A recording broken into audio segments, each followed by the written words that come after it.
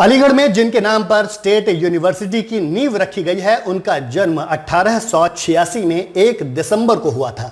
महेंद्र प्रताप सिंह प्रसिद्ध जाट राजा, एक स्वतंत्रता सेनानी, शिक्षाविद और समाज सुधारक थे।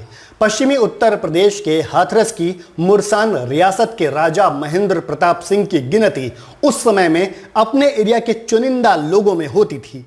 जिस जगह महेंद्र प्रताप सिंह पढ़ते थे उसे Mohammedan Anglo oriental collegiate school कहा जाता था। बाद में इसी को अलीगढ़ मुस्लिम यूनिवर्सिटी कहा गया। राजा महेंद्र प्रताप सिंह ने एएमयू के विकास के लिए जमीन भी दी थी। 1929 में करीब 3 एकड़ की जमीन 2 रुपए सालाना की लीज पर दी गई थी। भारत के बाहर से भारत को आजाद कराने का पहला प्रयास राजा महेंद्र प्रताप सिंह ने ही किया था। उन्होंने अफगान सरकार के सहयोग से 1 दिसंबर 1915 को पहली निर्वासित हिंद सरकार का गठन किया था। आजादी के लिए प्रयास करते हुए वो 31 साल 8 महीने तक विदेश में रहे। राजा महेंद्र प्रताप सिंह ने 50 से ज्यादा देशों की यात्रा की थी। इसके बावजूद उनके पास भारतीय पासपोर्ट नहीं था। उनके पास अफगानिस्तान सरकार का पासपोर्ट था।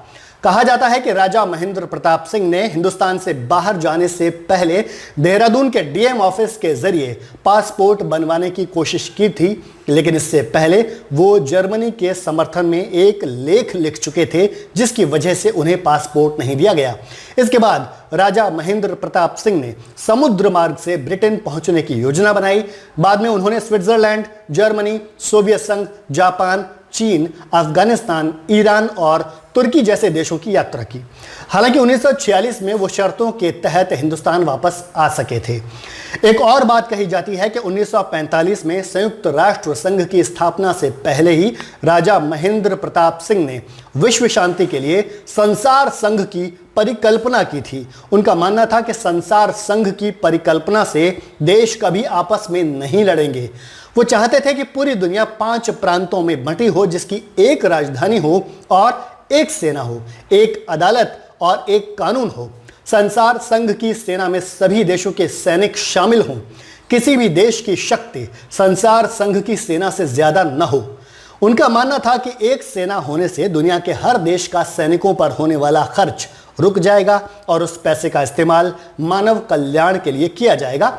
यानी उन्होंने प्रेम, धर्म और संसार संघ की परिकल्पना के जरिए भारतीय संस्कृति के प्राण तत्व वसुधैव कुटुंबकम को साकार करने का प्रयास किया था।